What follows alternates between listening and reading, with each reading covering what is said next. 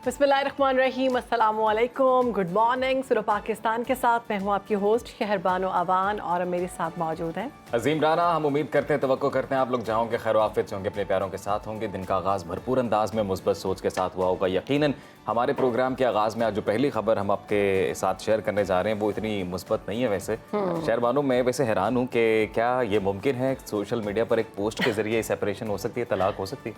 हाँ, वैसे इस्लाम में तो ऐसे नहीं हो सकता और ख़ातून की जानिब से बिल्कुल भी वो तलाक कहने से तो नहीं होती क्योंकि उसके लिए प्रॉपर एक प्रोसीजर होता है। लेकिन खैर, शहज़ादियाँ और शहज़ादे कुछ भी कर सकते हैं। तो ये खबर जो है ये यूएई के वज़ीर-ए-आज़म और दुबई के हुक्मरान शेख मोहम्मद बिन राशिद अल मखतूम की बेटी शहज़ादी शेखा महरा बिनते मोहम्मद ने इंस्टाग्राम पर एक पोस्ट जारी की। अपने शोहर शेख माने और जिनको कहा जाता है माने बिन मोहम्मद अल मखतूम, उनको तलाक दिया उन्होंने और कहा है कि शेखा महरा ने गुज़श्ता साल अप्रैल में बिजनेसमैन शेख माने बिन मोहम्मद से शादी की थी और रवां साल मई में उनके यहाँ बेटी की पैदाइश भी हुई थी। शेखा महरा ने पोस्ट में अपने शौहर को मुखातिब करते हुए लिखा कि डियर हस्बैंड, प्यारे मियाँ जी, मैं आपको तलाक देती हूँ क्योंकि आप जो है बहुत मसरूफ़ नज़र आते हैं अपनी बाकी बीवियों के साथ। तो मैं ये सब मतलब ये तो उन्होंने नहीं कहा, लेकिन मुझे लगा मसरूफ था। हाँ, उन्होंने कहा कंपेनियंस के साथ आप मसरूफ़ हैं तो आपके पास मेरे लिए वक्त नहीं है, तो इसलिए मैं आपको तलाक देती हूँ। जिस पर एक शोर या फिर समझ लें कि एक कोहराम या आग लगी हुई है सोशल मीडिया पर कि औरत कैसे तलाक दे सकती है। तो खैर, वो शहज़ादी है, वो कुछ भी कर सकती है। अब इसके बाद वो मेरे ख्याल से खुला का प्रोसीजर वगैरह फाइल करवाएंगे। बिल्कुल, ऑब्वियसली कानूनी जो कार्रवाई है वो तो होगी। शेखा महरा ने इस ऐलान के साथ इंस्टाग्राम से शौहर के साथ अपनी तमाम तस्वीर भी डिलीट कर दी और दोनों ने एक दूसरे को सोशल मीडिया पर अनफॉलो भी कर दिया है। तो ये स्टोरी है जी हमारे पास आज की शहजादे और शहजादियों को लेकर। और अगली खबर हम आपके साथ जो शेयर करने जा रहे हैं वो पॉजिटिव है, वो बड़ी इंटरेस्टिंग खबर है और वो वाकई कहते हैं ना जिसे एक इनोवेशन हुई है। साइंसदानों ने डायबिटीज़ यानी कि शुगर से मुकम्मल निजात दिलाने वाली एक दवा तैयार कर ली है और Mount Sinai hospital, city of hope hospital के माहिरीन ने ऐसी दवा की तैयारी में कामयाबी हासिल की है जो इंसुलिन बनाने वाले खुलियात को दोबारा जिंदा करती है, जिससे डायबिटीज़ से निजात पाना अब मुमकिन हो सकता है। और मुहक्किकीन की जानिब से 2015 से इस पर काम किया जा रहा था। 2023 में चूहों पर इस दवा की आजमाइश शुरू की गई थी और तहकीक में ये दरियाफ्त हुआ कि जिन चूहों का इलाज इस दवा से किया गया वो डायबिटीज़ से निजात पाने में मुकम्मल तौर पर कामयाब हुए। बात है, तो बहुत अच्छी खबर है। और उनके वो जो चूहे थे उनके जिस्म में इंसुलिन बनाने वाले खुलियात की तादाद में 3 माह के दौरान 700 से ज़्यादा इजाफा देखने में आया। साइंसदानों का ये भी कहना था कि तहकीक के नताज से जो तवक्को पैदा हुई है, इस तरीक़ा इलाज को ज़ियाबतीज़ के करोड़ों मरीज़ों के मुकम्मल इलाज के लिए इस्तेमाल किया जा सकता है। तजुर्बा किया गया चूहों पर जो कि कामयाब साबित हुआ और ये बहुत अच्छी खबर है। बहुत सारे ऐसे लोग होते हैं जो कि मतलब डायबिटिक पेशेंट होने की वजह से बहुत सी ऐसी बीमारियों में मुब्तला हो जाते हैं जो कि वो उठ भी नहीं सकते। अगर बॉडी में उनके ज़ख्म हो गए हैं तो वो नहीं भर पाते, आप ऑपरेट नहीं करवा सकते अगर आपको कोई और वसाइल है। तो ये सही मानों में इंसानियत की खिदमत है और मैं इसलिए बोल रहा था कि ये सही मानों में इनोवेशन हुई है कि ऐसा मर्ज जिसका कोई इलाज नहीं था अभी तक, जो लाइलाज तस्वुर किया जा रहा था, अब उसका इलाज मुमकिन है। बहुत ज़्यादा तेज़ी से फैल रही है। बिल्कुल, पाकिस्तान में स्पेशली मतलब साउथ एशियन रीजन, इस पूरे खत्ते में डायबिटिक जो लोग हैं उनकी तादाद बहुत ज़्यादा है और उसकी इब्तदाई तौर पर वजह मालूम नहीं हो सकी। स्ट्रेस भी कहा जाता है कि ज़्यादातर स्ट्रेस से होती है, फिर जेनेटिकली भी पाकिस्तान में तो वैसे ही लोग बहुत ज़्यादा स्ट्रेस्ड रहते हैं क्योंकि उसकी वजह यह है कि मौशी हालात जो हैं वो ठीक नहीं है, तो उस वजह से। तो अब आगे बढ़े, एक और साइंसदानों की जानिब से तजुर्बा किया गया वो भी शेयर करें। तो साइंसदान एक और कारनामा वो जो आपके साथ शेयर करेंगे आपको हैरान कर देगा। साइंसदानों ने हवा से मक्खन बनाने का कामयाब तजुर्बा किया है। माइक्रोसॉफ्ट के शरीक बानी बिल गेट्स के ताउन से एक अमरीकी कंपनी ने सिर्फ कार्बन डाइऑक्साइड और हाइड्रोजन की मदद से मक्खन तैयार किया। इंटरनेशनल जर्नल में शाया होने वाली तहकीकी रिपोर्ट में ये बताया गया है कि ये मक्खन तो महज आगाज़ है। अब इसी तरीक़ाकार से दूध, आइसक्रीम और पनीर भी तैयार करने की कोशिश की जा रही है। रिपोर्ट के मुताबिक अमरीकी कंपनी ने थ्रोमाइकल तरीक़ाकार के ज़रिए चिकनाई तैयार की, जो अभी सिर्फ जानवरों से हासिल की जाती है। ये मक्खन माहौल दोस्त है और साइंसदानों का कहना है कि जानवरों से हासिल होने वाली चिकनाई का बेहतरीन मुतबादिल साबित होगा। जबकि दूसरी तरफ बिल गेट्स ने अपनी एक पोस्ट में बताया कि इस मक्खन के लिए जानवरों या पौधों की बजाय तमाम चिकनाई सिर्फ कार्बन और हाइड्रोजन आइटम से तैयार की गई। बिल्कुल जी, इस तरीका कार में हवा से कार्बन डाइऑक्साइड जबकि पानी से हाइड्रोजन का जो आइटम है इनको हासिल किया गया, फिर इन्हें गर्म किया गया, इनसे जो फैटी एसिड है उसको अलग करके ये चिकनाई तैयार की गई है। तो ये भी एक शानदार इनोवेशन हम कहेंगे खाने पीने के मामले में। इस तरह से जो कीमियाई मवाद है, जो कीमियाई कंपोजिशन है किसी भी चीज़ की, उसको अगर ये किसी और सोर्स से भी कलेक्ट करके मिलाने में तो एक मखसूस दर्जा हरारत में कामयाब होते हैं शहर मानो, तो वो ओरिजिनल फॉर्म में वो चीज़ तैयार एक चीज़ जो मुझे बड़ी अजीब लगी कि पहले लोग ये कहते थे कि ज़माना बदल जाएगा, ये होगा वो होगा, डिफरेंट तरीक़ों से चीज़ें आया करेंगी, तो यकीन नहीं किया जाता था। लेकिन अब जो भी बात कही जाती है ना उस पर यकीन कर लिया करें, क्योंकि वाकई अगर हवा से मक्खन तैयार हो सकता है तो फिर कुछ भी हो सकता है। और इसी तरह हमारी सियासत में भी कुछ भी हो सकता है। बिल्कुल, मुल्की सियासत की बात कर लेते हैं तो इस वक्त मुल्क की सूरत हाल इंतहाई कशीदा दिखाई दे रही है। हुकूमत और PTI के दरमियान सियासी जंग जारी है, इदारों के दरमियान भी टकराव का खदशा जाहिर किया जा रहा है। शहर इक़्तिदार की फ़ज़ाओं में ये अफवाहें भी गर्दिश कर रही हैं कि अगर मखसूस नशस्तें ना मिली तो हुकूमत घर चली जाएगी और फिर गैर मुअय्यना मुद्दत के लिए एक अबूरी सेटअप आएगा। फिर वो तमाम फैसले होंगे जो अभी तक नहीं हो सके। सियासी गैर यकीनी से मौशी इस्तेहकाम भी एक ख्वाब बन चुका है। महंगाई का तूफ़ान हर गुज़रते दिन के साथ तेज़ हो रहा है। खाने पीने की चीज़ों की कीमतें बढ़ती जा रही हैं। पेट्रोल, गैस, बिजली मुसलसल महंगे हो रहे हैं और सियासी इंतशार और सिक्योरिटी थ्रेट से सरमायाकारी मुतासर हो रही है। गैर मुल्की कंपनियां पाकिस्तान छोड़कर जाने लगी हैं। मुल्की मईशत से मुताल्लिक आलमी इक़्तिसादी इदारों की तशवीशनाक रिपोर्ट सामने आ रही हैं। एशियाई तरक्याती बैंक ने अवाम के लिए ख़तरे की घंटी बजा दी है और रवां साल महंगाई की शरह में मज़ीद इजाफे का खदशा जाहिर किया गया है। मूडीज़ ने खदशा जाहिर किया है कि पाकिस्तान की मौशी पोजीशन नाजुक है। मुज़ाहिरों और एहतजाज से मौशी सरगर्मियाँ मुतासर हो सकती हैं। जबकि फिच ने भी एक रिपोर्ट में दावा किया है। उनका ये कहना था कि मौशी मुश्किलात के बायस 18 माह में हुकूमत के ख़त्म हो जाने का इम्कान नज़र आ रहा है और पाकिस्तान में टेक्नोक्रेट्स हुकूमत करेंगे। जी बिल्कुल, इसी पर बात कर लेते हैं। हमारे साथ हमारे गेस्ट सीनियर सियासतदान दानियाल अजीज साहब मौजूद हैं। दानियाल साहब, thank you so much for your time. Sir, सबसे पहले तो आपके कमेंट्स चाहेंगे फिच रिपोर्ट से मुतल्लिक, कितनी सदाकत नज़र आती है? जी, फिच रिपोर्ट ने वही चीज़ कही है जो बार बार मैं कहता रहा हूँ पिछले 2-2.5 महीने से कि ये हुकूमत मुझे से हमेशा पूछते थे कि जी नून लीग की हुकूमत कितनी देर चलेगी जी। तो मैं कहता था कि ये उतनी देर ही चलेगी जिस काम के लिए बनाई गई है।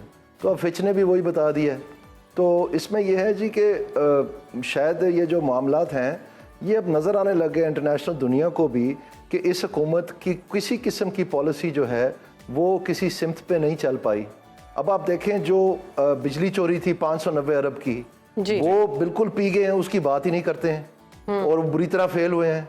जो ये टैक्स नेट बढ़ाना था, ये ताजर दोस्त स्कीम, बड़ा सोचा गया था कि जी नून लीग इकोनॉमी के मामलात को समझती है क्योंकि ये कारोबारी है, ब्ला ब्ला ब्ला, वो बुरी तरह फेल हुई। अभी सिर्फ 1,50,000 35 मिलियन में से सिर्फ 1,50,000 ने फाइल किया है और ये मिजरेबल फेलियर है। यानी ऑलमोस्ट 96% ने इनको मुस्तरद कर दिया है, सिर्फ 4% ने इसको फाइल किया है। तो ये बहुत बुरी तरह फेल हुई है। इसी तरह से जो 2.7 खरब रुपया कहते थे कि हम ये ट्रिब्यूनल से इकट्ठा कर लेंगे जो लिटिगेशन में है, उसमें से भी एक धेला ने अभी तक आया। अब कह रहे हैं कि जी हमने ट्रिब्यूनल बढ़ाने हैं, ये करना है, वो करना है। लेकिन कहने का मकसद ये है कि जो अपने आदाफ हासिल नहीं कर सके। लेकिन अभी आपने एक बात की सर कि ये जिस मकसद के लिए हुकूमत लाई गई थी वो मकसद पूरा हो गया। तो एग्जैक्टली किस काम के लिए बनाई गई थी ये गवर्नमेंट? ये तो आप फिच से पूछें जी कि वो 18 महीने की बात क्यों कर रहे हैं। देखें 18 महीने जो हैं ये बहुत सिग्निफिकेंट है। क्यों 18 महीने कह रहे हैं? 6 महीने क्यों नहीं कह रहे? 8 महीने क्यों नहीं कह रहे? 10 महीने क्यों नहीं कह रहे? तो इसमें आप कैलेंडर पकड़ आप कैलेंडर सामने रख के गिन ले 18 महीने, आपको समझ आ जाएगी मैं क्या कह रहा हूँ। दानियाल साहब, उनको भी पता है हुक्मरान को, जो इस वक्त हुक्मरान हुकूमत है, उनको भी ये पता है कि हमारे पास वक्त कम है और जो टाइम है वो एंजॉय कर लेते हैं, बाकी तो टेक्नोक्रेट्स ने आ ही जाना है और मुल्क संभाल ही लेना है। अच्छा, इससे पहले भी जब हमने निगरान सेटअप को देखा, तो ऐसे नहीं है जी। मैं 1 मिनट के लिए मैं इस पे थोड़ा सा इंटरजेक्ट करना चाहता हूँ, थोड़ी सी आपकी याद दहानी के लिए, कि ये वही जमात है जिन्होंने ये कहा था कि हमसे लाहौर में सड़कें नहीं बन रही हैं तो FWO आके बना दे, क्योंकि हमारे पास कोई रिफॉर्म नहीं है ठेकेदारी निज़ाम का। तो FWO ने लाहौर की सड़कें बनाई। फिर इन्होंने कहा कि जी वापडा हमसे नहीं चल रहा है तो फौज जो है ये वापडा भी चला दे। फिर वापडा को फौज ने 3 साल के लिए चलाया। फिर इन्होंने ये भी दरख्वास्त दे दी कि हमसे रेलवे नहीं चल रही है, अब आप रेलवे भी फौज चला दे। फिर उन्होंने ये भी दरख्वास्त दे दी कि जी दहशतगर्द अदालतें नहीं चल पा रही हमसे, आप ये भी चला दें। आखिरकार क्या हुआ कि फौज ने कहा कि अब आप हमें कूड़ा बाहर निकालने को भी कहेंगे, तो ये कैसे हो सकता है? यानी ये जब ये पाकिस्तान की मईशत दबाव में आई तो इनका जवाब ये नहीं था कि आए हम मिलकर टैक्स देते हैं और पाकिस्तान के निज़ाम को ठीक करते हैं। इन्होंने चलाया कर्ज उतारो मुल्क सवारो, और वो बुरी तरह फेल हुआ। उसका 1 रुपया भी जो है कर्ज उतारो मुल्क सवारों का वो पाकिस्तान के कर्ज उतारने के लिए इस्तेमाल नहीं हुआ। सर अभी 18 माह की बात की आपने, 1 मिनट मेरी याद सुन। तो मैं आपसे ये कहना चाह रहा हूँ कि ये सोचना कि पाकिस्तान मुस्लिम लीग नून के पास कोई ऐसा हल है पाकिस्तान के मसाइल के लिए, तो वो कदरे नहीं है। ये तो बारियां लगाने वाली सियासत के चैंपियन है। ये रेवड़ियां बांट सकते हैं और डेवलपमेंट फंड दे के वोट ले सकते हैं, उसमें से कुछ जो है अपने इलेक्टेड नुमाइंदों को भी मिल जाता है हिस्सा को 5-10%, कुछ जो है वो अवाम को मिल जाता है। सड़कें 2 बारिशों के बाद टूट जाती हैं, गली नाली जो है वो पीली ईंटों की होती है, और ये कहते हैं जी हम जमहूरियत चला रहे हैं। ये कोई दानियाल साहब टेक्नोक्रेट्स जब आएंगे, आपको लगता है कि वो ये सिचुएशन संभाल पाएंगे बेहतर देन नून लीग? मुझे नहीं पता कि टेक्नोक्रेट आ रहे हैं कि नहीं आ रहे। मैं तो समझता हूं कि आइन के मुताबिकत में जो भी रास्ता है वो निकालना चाहिए, और जमहूरियत को ही पाकिस्तान को फ़रोग देना पड़ेगा। ये जो चेपियाँ लगा के हम माजी में भी तजर्बात करते रहे हैं, उसमें कोई हल नहीं निकला। पाकिस्तान में वो लोग मौजूद हैं जो इलेक्टेड हैं, और जब ये सो कॉल्ड टेक्नोक्रेटिक गवर्नमेंट्स भी आई हैं, उस वक्त भी इनकी जो पाकिस्तान की गवर्नेंस की रिफॉर्म्स थी उनके लिए सियासी काम आए थे। उसमें से मैं एक था। मुझे इस बात के तमगे मिले हैं कि मैंने पूरे पाकिस्तान का निज़ाम जो है वो तब्दील किया आवाम के हक़ में, और बड़ा लोगों ने सराहा। और यहाँ तक कि जब पार्लियामेंट फाइनली बन गई तो पूरी यूनानिमसली उन्होंने आर्टिकल 140A जो लोकल गवर्नमेंट्स का है और ये पुलिस ऑर्डर वगैरह के मुतल्लिका था, उस सारे को इन्होंने इंडोर्स किया यूनानिमसली। सो ये दानियाल साहब अभी मुमकिन टेक्नोक्रेटिक सेटअप पे भी बात करते हैं। सर उससे पहले आपने एक बात की, मैं उस तरफ आना चाहता हूँ। 18 माह की जब आप बात कर रहे थे कैलेंडर को देखने की, तो इस हवाले से एक निजी प्रोग्राम में खुद इंटरव्यू देते हुए ख्वाजा आसिफ साहब का ये बयान है कि 18 माह का जो एक तखमीना या जो एक एनालिसिस फिच ने दिया है वो बड़ी मोहतात अंदाजे से उन्होंने बात की है, या एक बड़ा केयरफुल लेकर वो चले अपने एनालिसिस को। वो तो कह रहे हैं कि उससे पहले ही कॉन्स्टिट्यूशनल मेल्ट डाउन हो सकता है, ये मुमकिन है। हाँ जी, तो उससे पहले अगर हो गया फिर इन्होंने 18 महीने क्यों कहा है फिच वालों ने? अब ये सवाल तो उभरता है ना। फिच वालों के जवाब में ही ख्वाजा साहब कह रहे थे ना, आज खुद तो नहीं कह रहे थे। सही। तो ये बात तो पूछे ना उनसे कि 18 माह में क्या होना है। आखिरकार वो डिफेंस मिनिस्टर है, उनको कुछ ना कुछ तो मालूमात होंगी ना। सर वो तो फिर जवाब रह जाता है ना दानियाल साहब, आप भी हुकूमतों का हिस्सा रहे हैं कि जितनी भी हुकूमतें आई, खा वो PTI हो, पीपल्स पार्टी हो, PMLN हो, जब भी इत्तेहादियों के सहारे कोई हुकूमत टिकी है तो जब भी मुश्किल वक्त आता है तो जवाब फिर यही पेश किया जाता है कि जी इत्तेहादियों के सहारे बैसाखियों पर एक हुकूमत टिकी है, अब सारी एनर्जी इत्तेहादियों को मनाने में चले जाती है, तो कब कानून साजी की जाए, पॉलिसी कब बनाई जाए? देखें जी, इन बारी लगाने वालों की अल्ले तल्लों की आनियाँ जानियों का मकसद नहीं है। पाकिस्तान की आवाम पिस चुकी है, गरीब मिट चुका है, मिडिल क्लास जो है वो शिकस्त व रेख्त हो गई है इस महंगाई के हाथों और बेरोज़गारी के हाथों।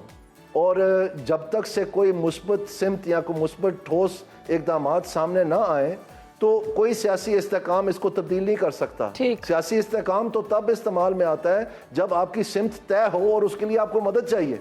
तो इधर तो सिमत ही नहीं तय हो रही। मैं आपको बता रहा हूँ, एक नहीं, मैंने आपको 10 मिसालें दे सकता हूँ जिसमें इनकी हर एक इनिशिएटिव फेल हुआ है। तो ये कहते थे कि अगर हमें सेम पेज मिला तो हम पता नहीं क्या आसमान से तारे तोड़ लाएंगे।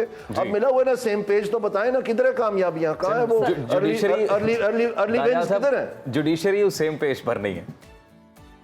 नहीं, ऐसा नहीं है। जुडिशरी तो आइन के मुताबिक जो उनका काम है वो कर रहे हैं। इस वक्त भी हुकूमत जो है, आप मुझे बताएं जुडिशरी ने इनको रोका है कि ताजर दोस्त स्कीम ना चलाएं? जुडिशरी ने इनको रोका कि आप बिजली चोरी। जिस तरह से मखसूस नशिस्तों वाला मामला है सर, एक मिनट, मखसूस नशिस्तों ने इनको रोका हुआ था कि बिजली चोरी ना इकट्ठी करे। ये जो आप बार बार आपका फोन ऑन होता है तो वजीर आजम साहब की आवाज में बताते हैं कि मैंने 50 अरब रुपए का आपको पैकेज दिया है। ओ बाबा, वो जो 590 अरब है वो जो आपने इकट्ठे करने थे वो किधर है? वो किधर है? वो तो पी गए आप। अगर वो इकट्ठे किए होते तो ये 50 अरब हमारा जाया ना करना पड़ता आपको, ये किसी अच्छे काम में लग जाते। किसानों के साथ सब कुछ हुआ। ये मखसूस नशिस्तों ने इनको रोका हुआ था, ये अदलिया ने इनको रोका हुआ था। इनके पास फॉर्मूला ही कोई नहीं है। मैं आपको बता रहा हूं ये सारा काम प्लानिंग का है। वहां पर एक लुक बिजी डू नथिंग बिठाया हुआ है पिछले, अब वो कह रहे हैं 2047 में 100 साल तकरीब होगी, उस वक्त विजन देने लगा हूं मैं। ओ भाई, तुम 88 साल के हो गए उस वक्त, हमारी जान छोड़ दो, ये ट्रक की बत्ती के पीछे लगाना हमें छोड़ दो। लेकिन कोई ठोस इक़दाम है तो दे, नहीं तो साइड में। वो एट द सेम टाइम ये भी तो कह रहे हैं कि नवाज शरीफ साहब सियासी तौर पर बिल्कुल एक्टिव हैं, तो पार्टी के सदर भी वही हैं। बेशक फ्रंट पे शहबाज शरीफ साहब हैं, लेकिन गाइडलाइंस, पॉलिसी लाइन तो नवाज शरीफ साहब से आती है। और दानियाल साहब, नवाज शरीफ साहब मुतालबा कर रहे हैं कि आवाम को सस्ती बिजली दी जाए। वो मुतालबा कर किससे रहे हैं? हुकूमत तो उनकी अपनी है। नहीं, कैसे दी जाए ये बताएं ना। अगर वो 590 अरब, अब खुद जो हुकूमत मान गई ये बात कि 590 अरब रुपए का माहवार जो है तकरीबन 8 रुपए, 6 से 8 रुपए फी यूनिट बिजली कम होनी थी, तो अब बजाय कि आप 50 अरब एक और चेपी लगा के 3 महीने की वक्त ज़ाया करें, आपके किधर है वो सोच फिक्र, किधर है आपकी कि ये मसला हल कैसे होना है आखिरकार? आपको पता है कि पिछले साल, ये जो पिछला साल गुजरा है, इसमें 380 अरब रुपए बिजली की चोरी थी। ये जो लास्ट ईयर है जो 30 जून को भी खत्म हुआ है, इसमें 590 थी। That's a 55% increase, 55%। तो अगर इसको काबू ना डाला तो इस साल ये 55% इंक्रीज हुई तो ये तो ट्रिलियन टॉप जाएगा। तो कितना आप तेल लगा लेंगे आवाम का, ये इसको रोकें। आप दुरुस्त फरमा रहे हैं इस हवाले से कि इनकैपेसिटी इदारों की तो है, मतलब उस तरह से जैसे जब हम टैक्स कलेक्शन की बात करते हैं तब भी टारगेट तो एक सेट किया जाता है, लेकिन टैक्स कलेक्शन उस तरह से नहीं होती। बिजली चोरी के मामला भी सामने है। इससे पहले सर, ये फिच की रिपोर्ट में जो टेक्नोक्रेटिक सेटअप की बात कर रहे थे, तो खुद ख्वाजा आसिफ साहब के ही इंटरव्यू का मैं हवाला दे रहा हूँ। उनकी जानिब से ये कहा गया कि लोग तो तैयार बैठे हैं टेक्नोक्रेट्स बनने के लिए। तो क्या आपको लगता है कि अगर कोई ऐसा होता है, मफरूज़ों पर अगर बात करें बिलखसूस, तो क्या आपको लगता है शायद खाकान अब्बासी साहब कोई एक चॉइस हो सकते हैं? मैं आपको यह अर्ज कर रहा हूँ जी कि कोई अफराद की बात नहीं है। It's not about the man, it's about the plan. मैं बार बार ये कह रहा हूँ, जब तक प्लान नहीं आपके पास, कोई मैन के अच्छा चेहरा हो, बुरा चेहरा हो, काला चेहरा हो, सफेद चेहरा हो, कोई फर्क नहीं पड़ता। आप मुझे प्लान दिखाएं ना, मैं आपको अभी बता देता हूँ कि ये ठीक है या ये। आप लोग क्यों नहीं पूछते प्लान के बारे में? आखिरकार ये 590 अरब चोरी नहीं ना पकड़ेगी, ये तो मान गए हैं। तो बजाय इस पे ऊपर हम खामोश हो जाएं, हम इनसे पूछें हुकूमत से कि भाई आपका नेक्स्ट प्लान क्या है? सर बजट एक प्लान ही तो दिया जाता है पूरी असेंबली के सामने। नहीं, बजट की बात नहीं है भाई। मैं आपको बताता हूँ, ये एडमिनिस्ट्रेटिव अप्रोच इस्तेमाल करते हैं। यानी इतने एक्शन निकाल दिए, इतने सस्पेंड कर दिए, इतनों को जो है ना लाइन हाजिर कर दिया, फलाना कर दिया, ढिंगना कर दिया, पर्चे काट दिए। ओए उसमें से क्या मिला आपको? कुछ नहीं मिला। मैं बार बार कह रहा था ये फेल होना है। आपको इंसेंटिव्स अप्रोच चाहिए। इनको महकमों की तारीख से वाकफियत ही नहीं है, इनको समझ ही नहीं है कि ये क्यों हो रहा है सारा कुछ, और ऊपर से लेकर नीचे तक सब मिले हुए। ठीक है। और मैं आपसे ये कह रहा हूं कि इनको इनसे डिमांड करना है कि भाई अगर आपके पास कोई मुतबादल फार्मूला नहीं है, जो आपके फेल होते जा रहे हैं। एफबीआर में भी इन्होंने यही किया। अब इन्होंने डिजिटलाइजेशन की ट्रक की बत्ती के पीछे लगा दी है। जब आपका ट्रैक एंड ट्रेस आप मान गए कि फेल हो गया, जब आपका पॉइंट ऑफ सेल मान गया कि फेल हो गया, तो आपकी डिजिटलाइजेशन है कौन सा आसमान से तारे लाते हैं? जब तक फिर एक मिनट के लिए ये फिर एडमिनिस्ट्रेटिव अप्रोच है।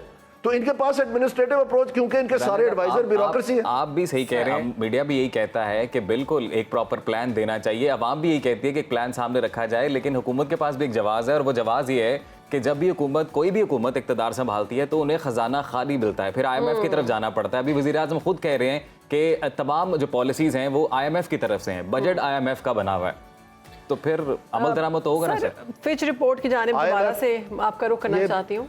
वहाँ पर उसमें भी ये भी कहा गया है कि इमरान खान साहब बानी PTI रिहा नहीं होते हुए दिखाई दे रहे, जबकि मुल्की तज्जियाकारों की बातें करें तो वो तो कह रहे हैं कि बस जैसे केसेस ख़त्म हो रहे हैं, बानी PTI रिहा होने वाले हैं। मैं पहले सवाल के बारे में मैं आपसे ये कहना चाहता हूँ कि आप देखें ये खजाना खाली है या नहीं है, ये इशू नहीं है। इशू ये है कि आपने हुकूमत बनाने का दावा किया है, तो आप हल लेके आए ना, मसाइल तो आपके सामने हैं। इससे पहले आपकी, अब तो आप ये भी नहीं कह सकते कि जी हम नया, हमें पता नहीं था। अभी तो आपकी पीडीएम की हुकूमत थी और उसी के तसलसल में केयर टेकर थी, वही लोग वापस आपकी हुकूमत में आ गए। तो ये तो आप नहीं कह सकते ना। तो फिर अगर आपके पास हल नहीं है तो आप घर जाके बैठे आराम करें, किसी और को आप मौका दें। और अब ये तो कोई नहीं है ना कि लिख के लाए हुए हैं कि हमने ही रहना है इसी फैमिली ने अगले 300 साल के लिए। तो अगर इनके पास, अगर ये नकारा है, और फौज को तो समझ आ जानी चाहिए, एस्टैब्लिशमेंट को समझ आ जानी चाहिए, क्योंकि ये वही हैं जिन्होंने पहले बार बार फेल हुए हैं और फौज के ऊपर जो है ना उनकी बैसाखी लेते रहे। तो अभी भी आप देखें ये जो सारी इकोनॉमिक मैटर्स हैं, इनमें उनकी कौन सी सक्सेस है, हमें एक बता दें ना जरा, कौन सी ये बताएं। ये गैस की चोरी में इन्होंने रोका है, जो अनअकाउंटेड फॉर गैस है वो पकड़ी है। कोई महकमों को ये जो बजट इन्होंने बनाया, इन्होंने इससे पहले क्यों नहीं वर्किंग की थी? एक सक्सेस है, खुद वजीर आजम साहब कह रहे हैं रियासत के लिए सियासत कुर्बान की है। ओह माय गॉड, अवाम को कुर्बान किया है या सियासत को? ये तो बेहतर कुर्बान किया तो अवाम को क्या मिला? सर अभी पाकिस्तान पहले से भी नाजुक हालात में चला जा रहा है, क्योंकि कोई हल का, कोई रोशनी जो है at the end of the tunnel. और ये जो आईएमएफ बजट की आपने बात की, ये बिल्कुल गलत बात है। आईएमएफ ने ये कहीं नहीं कहा कि आप मिडिल क्लास की चमड़ी उधेड़ दें, बिल्कुल नहीं कहा उन्होंने। आईएमएफ ने ये कहा था कि जो अनटैक्स्ड सेक्टर्स हैं, जिनमें माशाल्लाह इनके अपने बहुत सारे पार्टियों के इंटरेस्ट हैं, जिसमें रियल एस्टेट सेक्टर है वाज़े तौर पर, जिसमें आपका ये एग्रीकल्चर सेक्टर है, जिसमें पीपल्स पार्टी बहुत सारी जो है वो उसमें रिएक्ट करती है, जिसमें आपका ये जो सर्विस सेक्टर जो है, प्रोविंशियल टैक्सेस जो हैं, उन्होंने तो कहा था कि इनको आप दुरुस्त करें। उन्होंने पकड़ के बजाय उस तरफ ध्यान करने का अब जो कदगने लगाई हैं, तो उसमें आके हमें अनाउंस कर रहे हैं कि जी ये पैक्ट हो गया प्रोविंसेस के साथ। वो ये सारा कुछ पहले नहीं हो सकता था, इनको पता था। तो ये हरगज नहीं है आईएमएफ की डिमांड के, बल्कि फाइनेंस मिनिस्टर साहब फ्लोर ऑफ द हाउस पे कहते रहे, आप रिकॉर्डिंग दिखाएं कि ये होम ग्रोन प्रोग्राम है। जब वो गले पड़ गया तो फिर ये आईएमएफ का सहारा लेते रहे, कंधा बताते रहे आईएमएफ का कि जी उन्होंने किया है, हमने नहीं किया। गलत बात है ये। ठीक है जी दानियाल साहब, बहुत आपके वक्त का।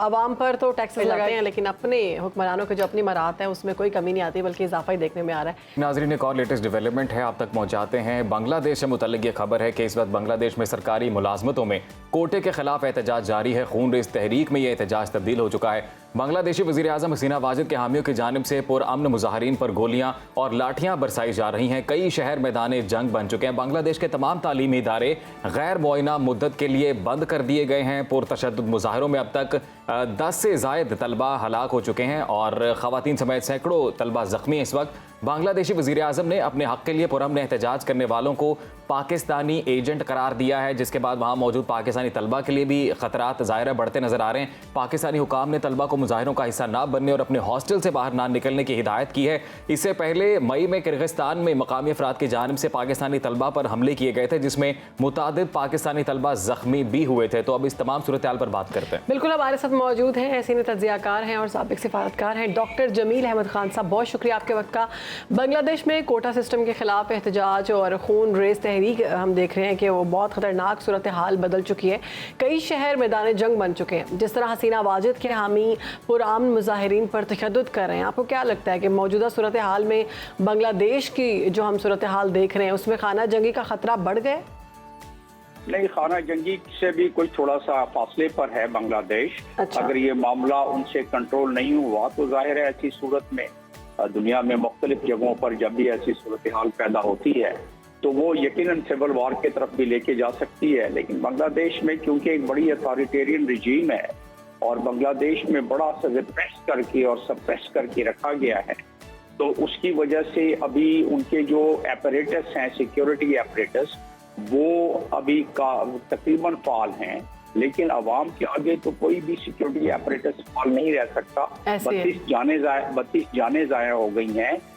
टीवी स्टेशन, सरकारी बांग्लादेश का टीवी स्टेशन जला के राख कर दिया है। इसी तरह आज जो कॉल दी है उसके बाद अंदाजा होगा कि ये सिविल वॉर की सूरत हाल के तरफ जाना शुरू हो सकता है या नहीं। आज बड़ी कॉल दी गई है दोबारा। दरअसल ये होता क्यों है? होता इसलिए है कि एक प्रोलॉन्ग सप्रेशन, एक जिस तरीके से बांग्लादेश में 2009 से हुकूमत को बरकरार रखने के लिए हरबा अख्तियार किया जा रहा है, जो कि इंटरनेशनल कानून और उनके अपने कॉन्स्टिट्यूशन के बरक्स है।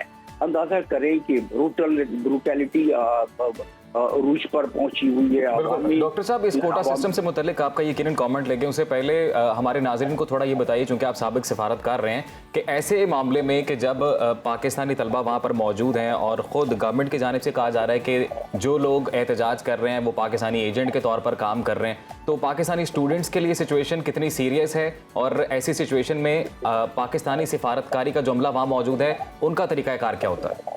देखिए, सफारत खाने में जो अमला मौजूद है वो तो उन्हीं हुकूमत के ही इदारों से रब्ता करके प्रोटेक्शन दिलवाता है। अब हुकूमत के सरबरा चीफ एग्जीक्यूटिव जो कि प्राइम मिनिस्टर है हसीना वाजिद, अगर वो खुद इस किस्म के इल्जाम लगा दे ऐसे वोलाटाइल सिचुएशन में और साथ में अपनी पार्टी के स्टूडेंट्स को बिल्कुल छोड़ दे कि भाई आप दरिंदगी करो, जो स्टूडेंट्स जो बांग्लादेश के इस वक्त स्टूडेंट्स कोटा सिस्टम के खिलाफ आवाज उठा रहे हैं, जो जुलूस जलसे अपने कानूनी हक का इस्तेमाल करते हुए कर रहे हैं, तो उन पर ये इल्जाम लगाया जा रहा है कि ये वही लोग हैं जो उनके पोते और उनकी नस्ल है जिन्होंने बांग्लादेश नेशनलिज्म के खिलाफ गद्दारी की 1971 में। अब ऐसे पॉइजनस अगर बयान करें और उसके बाद कहें कि ये बांग्लादेश में रजाकार कहते हैं जिन्होंने पाकिस्तान का साथ दिया था 1971 में,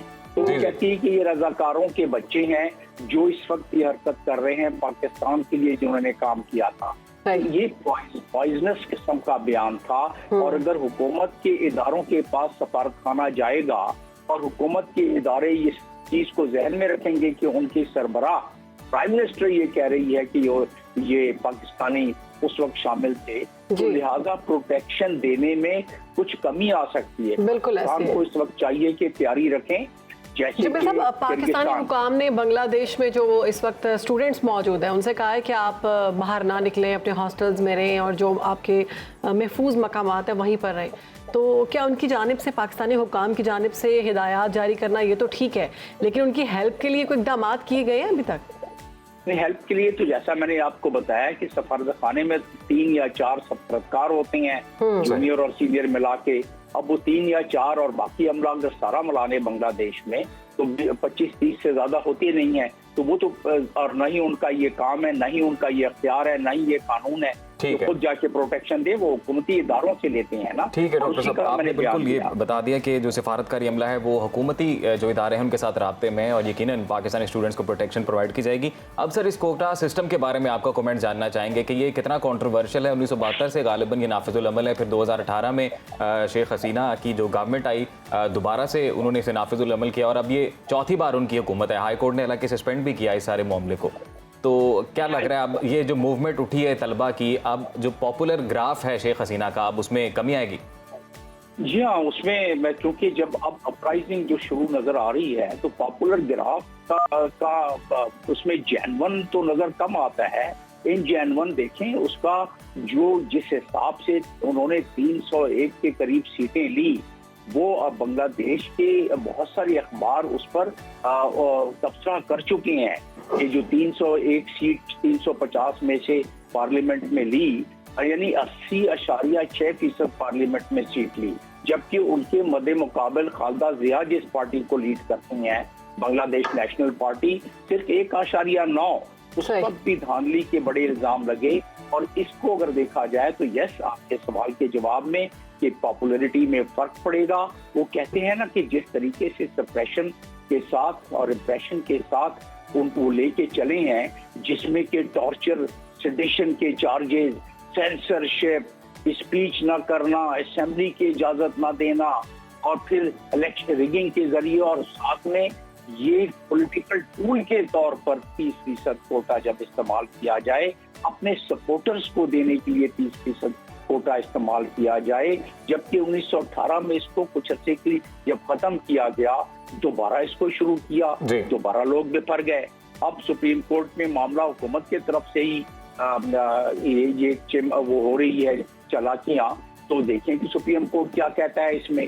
तो स्टूडेंट विंग जो अवामी लीग की है उनको हथियार दे के छोड़ दें अपने ही लोगों पर, अपने ही स्टूडेंट विंग के लोगों को मुखालिफ स्टूडेंट विंग पर, तो जाहिर है फिर हालात बेहतर तो नहीं होते। बिल्कुल, हालात जो है वो मजीद ख़राब होते हुए दिखाई दे रहे हैं। बहुत शुक्रिया आपका डॉक्टर जमील अहमद खान साहब मौजूद थे और आलमी मंजरनामे पर खासी नज़र रखे हुए थे, लेकिन अभी तो बात कर रहे थे बांग्लादेश की। तो वहाँ पर हमारे जो पाकिस्तानी स्टूडेंट्स हैं दुआ ये करते हैं कि वो खैरियत से रहें और हमारे पाकिस्तानी जो हुकाम है उनकी जानिब से उनको बाहिफाजत पाकिस्तान लाया जाए। प्रोग्राम में आगे बढ़ेंगे, बात करेंगे माहौलियाती तब्दीली की। तो इस वक्त पूरी दुनिया इसकी लपेट में नज़र आती है। मौसम पर गैर मुतवक्के तब्दीलियाँ देखने में आ रही हैं। पाकिस्तान में भी इन तब्दीलियों से हम देख रहे हैं कि मज़ीद जो है फलों की बात की जाए, सब्जियों की बात की जाए, इंसानों की बात की जाए, सभी मुतासर। हम पहली बार देख रहे हैं कि मानसून सीज़न के दौरान भी क़यामत खेज़ गर्मी पड़ रही है। लोग गर्मी से जाँ भाग हो रहे हैं, जबकि फ़ज़ाई आलूदगी में तो पाकिस्तान के बड़े शहर दुनिया में सरे फहरिस्त नज़र आ रहे हैं। फ़ज़ाई आलूदगी से बचने के लिए मुख्तलिफ इक़दाम किए जा रहे हैं। गुज़श्ता रोज़ लाहौर हाई कोर्ट ने स्मोक के तदारुक से मुतालिक दरख्वास्तों पर तहरीरी फ़ैसला जारी किया है। फ़ैसले में स्मोक की वजह से बनने वाली फैक्ट्रियों और कारखानों के खिलाफ सख्त कार्रवाई की हिदायत करते हुए काला धुआं छोड़ने वाली ईंटों के भट्टों को फौरी गिराने का हुक्म दिया है और ख़बरदार किया है कि अगर अदालती अहकामात पर अमल दरामद ना हुआ तो डेप्यूटी कमिश्नर्स के खिलाफ कार्रवाई करेंगे। इसी सूरत हाल पर बात करेंगे। जी बिल्कुल, बात करते हैं जी। हमारे साथ इस वक्त पाकिस्तान के आलमी अवार्ड याफ्ता climate change activist Zainab Waheed मौजूद हैं। Zainab, thank you so much for your time. सबसे पहले तो ये बात करेंगे कि जी लाहौर का जो क्लाइमेट इंडेक्स है वो सबके सामने है, फ़ज़ाई आलूदगी भी सबके सामने पूरे पाकिस्तान में जिस तरह से है। अब लाहौर हाई कोर्ट का जो डिसीजन आया है कि पुरानी टेक्नोलॉजी के हामिल ईंटों के भट्टों को फौरी गिरा दिया जाए, कितना अच्छा ये आपको लग रहा है ये फ़ैसला होगा और कितना बेहतर साबित होगा ये मुस्तकबिल के लिए? बहुत शुक्रिया मुझे इस संगीन टॉपिक के ऊपर बात करने का मौका देने के लिए। मेरा ख्याल है एक शॉर्ट टर्म सोल्यूशन के तौर पे ये एक बेहतरीन फ़ैसला है। हम हर साल देखते हैं मानसून के फ़ौरन बाद हमें स्मॉग का एक सीज़न नज़र आता है, ना सिर्फ लाहौर में बल्कि पूरे साउथ एशियन रीजन में। और स्मॉग क्योंकि लोकली प्रोड्यूस्ड सारे धुएँ की वजह से मज़ीद एग्रेवेट होती है, तो ना सिर्फ ये इमीडिएटली एयर पोल्यूशन की क्वालिटी को बेहतर करेगा ये वाला फ़ैसला, बल्कि आने वाले जो स्मॉग के सीजन्स हैं उनमें भी अफाका हम देख सकते हैं इसके नतीजे में। लेकिन एक चीज़ नोट करना बहुत ज़रूरी है कि धुआं और इमिशंस डिफरेंट चीज़ें हैं, और अगर हम क्लाइमेट चेंज को सॉल्व करने की कोशिश करें तो ये डिसीजन पाकिस्तान के एक शहर में होने वाला ये अमल क्लाइमेट चेंज को ओवरऑल सॉल्व नहीं कर सकता, क्योंकि पाकिस्तान की एज अ मुल्क कंट्रीब्यूशन ही लेस देन 1% है। तो पूरी दुनिया में जो मिशन जी ठीक है। ज़ैनब, हमने देखा कि यंग क्लाइमेट चेंज एक्टिविस्ट हैं और आपने दुनिया के मुख्तलिफ फोरम्स पर पाकिस्तान के हवाले से बात की और इसके साथ साथ आपने माहौलियात तब्दीलियों पर आवाज़ भी उठाई। इससे बचाव के लिए भी आपने मुख्तलिफ तदाबीर लोगों तक पहुँचाने की कोशिश की। आपने जो सारी मेहनत की, आपको ऐसा लगा कि वाकई कोई कामयाबी हुई है उसमें? जहाँ तक अवेयरनेस का सवाल है तो आई डेफिनेटली थिंक एक्टिविज़म एक बहुत अच्छा सलूशन है लोगों के अंदर ये शऊर उजागर करने में कि एक मसला एग्जिस्ट करता है और उसको सॉल्व होने की ज़रूरत है। क्योंकि अगर कंप्लीट साइलेंस होगा तो आवाम को अंदाज़ा ही नहीं होगा क्लाइमेट चेंज कितना बड़ा मसला है। तो जहाँ तक लोगों में शऊर उजागर करने का सवाल है तो आई डेफिनेटली थिंक एक्टिविज़म ने एक बहुत अच्छा रोल प्ले किया है, ना सिर्फ मेरे एक्टिविज़म ने बल्कि पाकिस्तान में बाकी जितने एक्टिविस्ट हैं पूरी दुनिया भर में क्लाइमेट एक्टिविस्ट का ये रोल बहुत इंपॉर्टेंट है। लेकिन जहाँ तक सवाल ये उठता है कि क्या पॉलिसी मेकिंग के ऊपर इम्पैक्ट आया, डिसीजन मेकिंग पे इम्पैक्ट आया, तो ये समझने की ज़रूरत है कि एक्टिविस्ट एक तरफ हैं और दूसरी तरफ क्लाइमेट क्रिमिनल्स हैं जो बिलियंस ऑफ डॉलर्स हर साल सिर्फ प्रोपेगेंडा में लगाते हैं। वो इंस्टीट्यूशंस हैं जो क्लाइमेट चेंज से फ़ायदा उठा रहे हैं, वो गवर्नमेंट्स हैं जिनको फॉसिल फ्यूल्स इंडस्ट्रीज टैक्सेस देती हैं तो वो अपने टैक्सेस को कभी ख़त्म नहीं करना चाहेंगे। तो एक तरफ आम आवाम है जो एक्टिविज़म करने की कोशिश कर रही है, लेकिन उनके अगेंस्ट जो ताकतें हैं वो बहुत पावरफुल हैं, दे आउट पावर अस, दे आउटवे अस, और जिसकी वजह से डिसीजन मेकिंग के ऊपर हालांकि हम प्रोटेस्ट निकालते हैं, हम लीडर्स का रास्ता रोकते हैं। लास्ट कॉप में हमने देखा कि जहाँ से जिस कॉन्फ्रेंस हॉल से ये वर्ल्ड लीडर्स ने निकलना था वहाँ सारे एक्टिविस्ट ने यूं हाथों की चेन बनाकर उनका रास्ता ज़ैनब दुरुस्त फरमा रही है, एक्टिविस्ट अपना सही काम कर रहे हैं। ग्रेटा थनबर्ग जो है गालिबन वो भी इसकी एम्बेसडर हैं, इसका फेस हैं, और उन्होंने एक बड़ी जिद जद्दोजहद की। ये बताइएगा कि ये एक फैक्ट है कि पाकिस्तान क्लाइमेट एमिशन में कंट्रीब्यूशन लेस देन 1% है पाकिस्तान का, और दुनिया के तरक्की याफ्ता ममालिक जो सबसे ज़्यादा कार्बन एमिट करते हैं, फ़ज़ाई आलूदगी सबसे ज़्यादा फैलाने का बायस वो बनते हैं, लेकिन अनफॉर्चुनेटली पाकिस्तान उस फहरिस्त में है जो फ़ज़ाई आलूदगी से मुतासिर होने वाले ममालिक हैं। तो एक गवर्नमेंट सतह पर क्या करना चाहिए और फिर इंटरनेशनल गवर्नमेंट का, आलमी बरादरी का क्या रद्द-ए-अमल होना चाहिए, वहाँ से हम क्या तवक्को करें?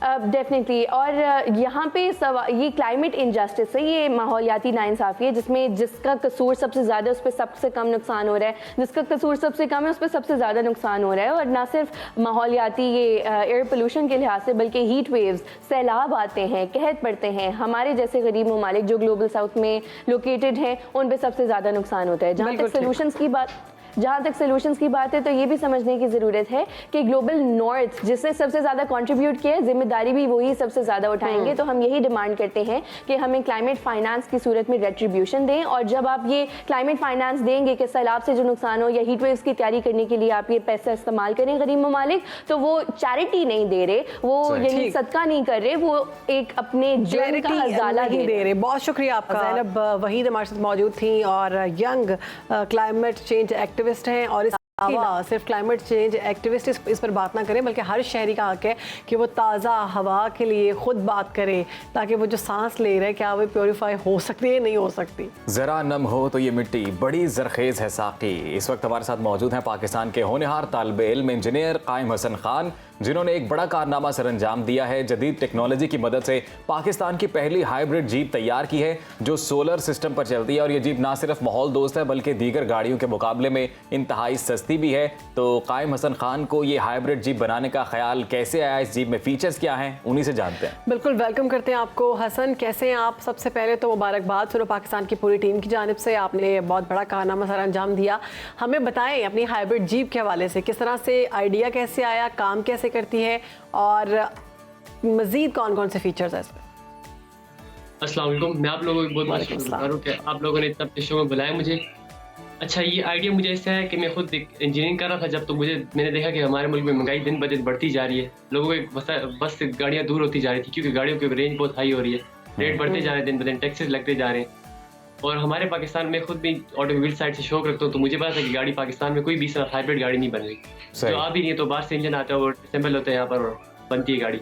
तो मैंने कहा क्यों ना हम पाकिस्तान का नाम भी रोशन करें, और मेरे पास इतने वसाइल थे माशाल्लाह कि मैं अपनी गाड़ी बना सकता था, मुझे शौक भी था ऑटोमोबाइल साइड पे, टूल्स वगैरह भी थे, तो मैंने कहा गाड़ी बनाते। मेरा यूनिवर्सिटी का फाइनल ईयर का प्रोजेक्ट था, तो मैंने अपने टीचर से बात की, सुपरवाइजर साहब से, और डिस्कस करके मैंने एक गाड़ी का आइडिया सेलेक्ट किया, फिर कैलकुलेशंस वगैरह की। ये पाकिस्तान में फर्स्ट टाइम हुआ है कि चेसिस भी अपना खुद डिज़ाइन हुआ है, फर्स्ट टाइम चेसिस डिज़ाइन हुआ पाकिस्तान में प्रॉपर कैलकुलेशंस के ऊपर, और फिर पूरी फैब्रिकेशन भी खुद ही की है मैंने। हाँ बिल्कुल हसन, ये आपने जो जीप तैयार की है अपनी टीवी स्क्रीन पर दिखा भी रहे हैं, बड़ा शानदार इसका मॉडल है, बड़ी खूबसूरत शेप आपने दी इसे। ये बताइएगा इसका नाम आपने क्या रखा, और फिर दूसरा कितना टाइम लगा इस प्रोजेक्ट पे, कितना खर्चा आया? इस गाड़ी का नाम, जीप का नाम मैंने थंडर रखा है क्योंकि जरा इलेक्ट्रिक गाड़ी है, तो थंडर जरा अच्छा लगता है उसके साथ, मुझे सूट कर रहा था। और इस पे 16.5 लाख रुपए लगे, और इस पे 6 महीने का टाइम पीरियड लगा। उस 6 महीने में मैंने साथ साथ स्टडी भी कंटिन्यू की हुई थी, यूनिवर्सिटी के लास्ट 2 सेमेस्टर से, और साथ साथ गाड़ी पे भी काम करा। यानी अगर आपको कोई टीम दी जाए तो आप उनसे काम करवाएं तो बहुत जल्दी ये काम हो सकता है? जी बिल्कुल, टीम तो मेरे पास थी, प्रोजेक्ट तो 4 बंदों का ग्रुप होता है वो करते हैं, बट वो बाकी टीम मेंबर्स थे उनको मैंने थीसिस साइड पे और रिसर्च वर्क पे लगाया और बाकी फैब्रिकेशन सारी मैं खुद कर रहा था। सही। असन खर्चा आपने बताया कि 16 लाख रुपए आया इस पे। प्राइवेट सेक्टर सपोर्ट करे तो बहुत अच्छा हो सकता है। बिल्कुल, आपने बताया कि 16 लाख रुपए इस पे खर्चा आया है, तो वो खर्चा आपने खुद किया? जी वो खर्चा मैंने खुद किया। अफसोस के साथ इंस्टीट्यूट ने हमारा इस पे साथ नहीं दिया, ये तो इंस्टीट्यूट को चाहिए था कि वो हमें सपोर्ट करते तो हमारा और भी मॉडल अच्छा हो जाता। लेकिन सर आप अपने मकसद में कामयाब हुए, इस जीप ने जो आपने टारगेट सेट किया था, इस जीप ने, इस प्रोजेक्ट ने वो टारगेट अचीव किया है कामयाबी से। जी बिल्कुल माशाल्लाह। ये जीप जो है ये 1 किलोवाट में कितना फासला तय कर लेती है? अच्छा, जीप का जरा मैं आपको थोड़ा ब्रीफ बताना चलूँ, ये 2.2 किलोवाट इसमें इलेक्ट्रिक मोटर लगी है और 200 सीसी का आईसी इंजन है। एक चार्ज पे इलेक्ट्रिक मोटर आप 60 किलोमीटर की रेंज देगी, और उसके बाद ऑटोमेटिकली इंजन स्टार्ट हो जाएगा, इंजन आपको 35 to 40 किलोमीटर की रेंज देगा, मतलब ऑन 1 चार्ज एंड 1 लीटर आपको 100 किलोमीटर की रेंज मिलेगी। और सोलर जो है, सोलर स्लो स्पीड पे आपको वैसी सोलर में चल रही थी गाड़ी। और उसके बाद अगर आप ऑफिस के बाहर गाड़ी खड़ी करें या आप धूप में लॉन्ग चला रहे हो, धूप में जा रहे हो और लॉन्ग ड्राइव आप कर रहे हो, तो आपकी बैटरी पैक खुद ही चार्ज होता रहेगा सोलर के। जो 3-4 यूनिट आपने घर में कंज्यूम करे थे इसकी चार्जिंग करने के लिए, वो आपका फ्री ऑफ कॉस्ट चार्ज हो जाएगा। और जैसे कि हमारा पेशावर छोटा सा ही है, तो पेशावर में तो माशाल्लाह ये फ्री चलती है। लास्ट टाइम मैंने कब चार्ज किया था तो मुझे भी से याद भी नहीं है। क्या फ्री मतलब दिन में चलाए धूप तो ये चार्ज होती रहती है तो इसके अंदर, इसलिए बड़े ज़बरदस्त आपने फीचर्स बताए हैं इस जीप के। तो ये बताइएगा कि इस जीप में कितने लोग सवार हो सकते हैं मैक्सिमम? ये पे लोड बेयर कर सकती है 490 kg का। सीटिंग कैपेसिटी तो इसमें 3 पर्सन की रखी है, बट ये 4 पर्सन पे जा सकती है, शिफ्ट हो सकती है। सही। तो ये आइडिया आप किसी हुकूमती सतह पर किसी बड़े लेवल पर पेश करने जा रहे हैं? हम मार्केट में कोई ऐसा मेड इन पाकिस्तान मॉडल जल्द देखेंगे? इंशाल्लाह ज़रूर। मैं तो रिक्वेस्ट करता हूँ गवर्नमेंट और प्राइवेट सेक्टर वालों से कि कुछ ज़रा मेरे साथ कोलैबोरेट करें कि मैं उनके साथ मिलकर इस तरह के मॉडल लाए तो बहुत अच्छा हो जाएगा। और देखिए आपको मैं नॉर्मल एग्जांपल देता हूँ, हम शटल इंपोर्ट करते हैं बाहर से, वो 28 लाख रुपीस की पड़ी है आजकल। अगर मुझे वो कहे तो ये चीज़ मैंने फर्स्ट टाइम डिज़ाइन किया पाकिस्तान में, मैं इसी चेसिस बेड के ऊपर शटल भी, रिक्शा भी, लोडर भी और जीप भी सब कुछ बना सकता हूँ एक चेसिस बेड के ऊपर। क्या बात है।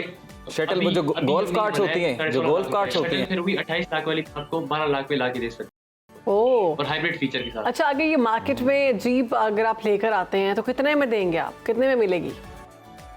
लाजिम बात है, इसमें इतनी मेहनत हुई है, फिर अपनी भी तो कॉस्ट लेनी है, तो कम से कम भी हो तो 18-20 लाख रुपए तो आएगी। नहीं, कॉस्ट के साथ तो आप प्रॉफिट भी डिजर्व करते हैं। प्रॉफिट भी, उसकी प्राइस रिड्यूस हो जाएगी। सही है। तो असल है कोई है ऐसा प्लान मुस्तकबिल में, कब करीब मुस्तकबिल में देख रहे हैं हम कोई ऐसी लॉन्चिंग? मैं तो बस गवर्नमेंट के इंतजार पे कोई राब्ता करे। तो अभी किसी ने राब्ता नहीं किया आपसे, हुकूमती इंतजामिया की जानिब से किसी ने आपसे कोई कांटेक्ट किया? नहीं, अभी तक किसी ने कांटेक्ट नहीं किया। चले सुनो पाकिस्तान का ये पैकेज देखकर वो आपसे ज़रूर राब्ता करेंगे, उम्मीद तो यही रखते हैं हम। बहुत शुक्रिया हसन आपके वक्त का, और हमारी उम्मीद है और हमारी बल्कि दुआएं भी आपके साथ हैं कि आप इसी तरह से प्रोजेक्ट्स में काम करते रहें। और आने वक्त में जिन प्रोजेक्ट्स का आपने खुद बताया कि आप शटल सर्विस के लिए जो गाड़ियां पोर्ट की जाती हैं और 98 लाख आपने उसकी कीमत बताई है, और वो आप बड़े ही मुनासिब कीमत में पाकिस्तान में तैयार करके दे सकते हैं। इसके अलावा उन्होंने बोला कि सेम इसी सेटअप के ऊपर यही जो बैटरीज और यही इंजन जो है इसी के ऊपर वो कह रहे हैं कि जीप भी वो बना सकते हैं और दीगर ट्रांसपोर्ट जो है उसको भी अरेंज कर सकते हैं। तो पाकिस्तान में इंडिजिनस टैलेंट इस लेवल का है, मुझे समझ नहीं आती है कि क्यों हम उसको एक्सप्लोर नहीं करते या वो प्लेटफॉर्म्स नहीं दिए जाते। और जब बाहर से गाड़ियाँ मंगवाई जाती हैं, इतना टैक्स होता है, और पाकिस्तान में बिलखसूस अगर पाकिस्तान की बात की जाए तो बहुत महंगी गाड़ियाँ मिलती हैं, इंतहाई टैक्स, भारी भरकम टैक्स इस पर लगाया गया है। और अगर इस तरह के नौजवानों को यूटिलाइज किया जाए, इनको मौका दिया जाए, तो पाकिस्तान में सस्ती गाड़ियाँ आ सकती हैं और पाकिस्तानी भी सस्ती गाड़ियाँ इस्तेमाल कर सकते हैं। कुछ बात करते हैं सेहत के हवाले से। तो आजकल बच्चों की सेहत जो है वालिदैन के दिमाग में रहती है, किस तरह से इनको खाना खिलाया जाए, ऐसे कौन से फार्मूलाज होने चाहिए कि बच्चा खुद से आके बोले कि मुझे खाना खाना है, और जब खाना सामने रखा जाए तो वो पेट भर कर खाना खाए। देसी है, हम तो हमारा दिल करता है कि हमारे बच्चे भी देसी ग़िज़ाएं खाना पसंद करें, लेकिन बच्चे पसंद करते हैं फास्ट फूड, और वैसे तो उनको भूख ही नहीं लगती। आजकल के बच्चे कोई दुनिया के वक्रे बच्चे हैं, समझ से बाहर हैं, घंटा घंटा दो निवाले लेके बैठे रहो, रिक्वेस्ट करो, पोएम्स लगाओ, कुछ भी करो, किसी तरीके से बस खा ले। और जब बच्चा खा लेता है तो माँ बाप को एक अलग सी इत्मीनान मिलता है कि ऐसा क्या किया जाए कि बच्चे खा लें। टेंशन लेने की जरूरत नहीं है। अब बिल्कुल योगा इंस्ट्रक्टर नईम जो है हमारे, वो तरीकाकार बता रहे हैं जिससे बच्चों को भूख लगेगी, और रुबीना गई है उनके पास, तो आइए चलते हैं फिर देखते हैं। चले, तो बहुत अच्छी बात है।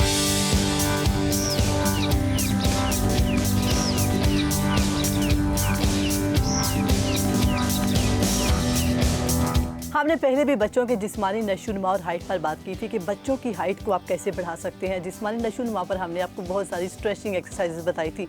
आज भी हम बच्चों के एक अहम इशू पर बात करेंगे कि बच्चों के लिए योगा कितना ज़रूरी है और किस एज से उन्हें योगा करना स्टार्ट कर देना चाहिए। और सबसे जो मेजर इशू है जो माएँ फेस कर रही हैं कि बच्चों को भूख नहीं लगती। बच्चे अगर स्कूल भी जाते हैं तो लंच वापस ले जाते हैं, वापस ले आते हैं, वो फास्ट फूड खाने की फरमाइश करते हैं। हर वक्त तक गेम खेलने के बाद कहते हैं भूख नहीं है, हमें पिज़्ज़ा, बर्गर या फ्राइज़ चाहिए। तो वो हर वक्त बाहर के खाने की फरमाइश क्यों करते हैं? घर पर जो बना होता है वो खाने के लिए तैयार नहीं होते। तो मुझे लगता है कि सबसे जो अहम मसला है वो भूख का है कि उन्हें भूख नहीं लगती। तो इस पर बात करने के लिए हमारे साथ मौजूद है योगी नईम, इनसे बात करते हैं। जी अस्सलाम वालेकुम सर। वालेकुम सलाम। सर, सबसे पहले आज हमें बताइएगा कि जो बच्चों के लिए योगा कितना ज़रूरी है, किस एज से स्टार्ट करना चाहिए, और फिर हम उस पर भूख से बात करेंगे कि बच्चों को भूख क्यों नहीं लगती। देखें बहन, योगा जो है वो सबसे जो अहम बात ये करता है कि जब आपको समझ आना शुरू हो जाए बच्चे को, तो उसको योगा शुरू कर देना चाहिए। योगा बेसिकली आपके इंटरनल हेल्थ को बेहतर करता है और बहुत सारी चीज़ें जो एक्सटर्नल मसल्स को भी बेहतर करता है। मुख्तलिफ बच्चों का एक अलग से योगा है। बच्चों को योगा कराने के लिए जो है वो उनको जैसे योगा में हम पोजेस करते हैं, वो पोजेस जो हैं उनके नाम भी मुख्तलिफ दूसरे जानवरों के नाम से मतलब बच्चों की एक्सरसाइज बिल्कुल मुख्तलिफ है, मुख्तलिफ है। और बच्चों को अंदर शौक पैदा करने के लिए उनके नाम भी ऐसे हैं, जैसे कि आप स्नेक बनेंगे, आप कैमल बनेंगे, आप ट्री बनेंगे, इस तरह मुख्तलिफ पोजेज, आप पिजन बनेंगे। तो इस तरह के नामों से बच्चों को इंस्पायर किया जाता है। जैसे कि बच्चों को शौक होता है मुख्तलिफ एक्टिविटी करने का जिसमें दूसरों की नकल उतारी जाए। एग्जैक्टली बच्चों में बहुत पाया जाता है। तो ये नकल उतारने के हवाले से जैसे हम बच्चों को अक्सर कहते हैं आप ट्री पोज करें, आप ट्री बने, आप जो है वो भी आप लाइन बने, ठीक है, लाइन पोज करें, आप कैट बन जाएं, कैट स्ट्रेच। तो आप हमें थोड़े से पोजेस बताइएगा। बच्चे घर पर बैठे हैं, आजकल छुट्टियां भी चल रही हैं, तो वो कौन से पोजेस कर सकते हैं, क्या पोस्चर्स हैं उनके? एक तो बच्चों का जो मूड अच्छा रखने के लिए भी बहुत अच्छा पोज है, मैं उसको करूँगा ज़रूर कि कैट पोजीशन जो है वो बच्चों को कराई जाए। और कैट एंड जो है वो cow, cat and cow, okay, cat and cow, दो पोज इसमें मिक्स होते हैं। उसमें आप ऐसे बच्चों को बोलें जी आप कैट पोजीशन में आ जाइए, ठीक है। कैट पोजीशन इस तरह बना के अब करना ये है कि इनहेल, कमर को अंदर दबाएंगे, ओके, एक्सेल। ज़बरदस्त। जैसे कि आप देख रहे हैं कि हम बच्चों के लिए स्पेशल एक्सरसाइजेस करवाई जा रही हैं।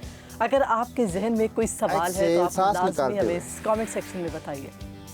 इनहेल करते हुए बच्चों को ऐसे बोलें, ऊपर देखें कमर। कैट एंड काऊ इस पोस्टर का नाम है। ये काऊ पोज है एंड ये कैट पोज है। ओके, आपने अक्सर देखा होगा बिल्ली ऐसे कमर को ऊपर उठाती है, एग्जैक्टली, बिल्कुल नीचे वाले हिस्से को, ठीक है। और जो काऊ है इसका चेहरा ऊपर को उठा है, ओके, गर्दन ऊपर को उठी होती है। तो ये योगा ने कैट एंड काऊ पोज, ठीक है।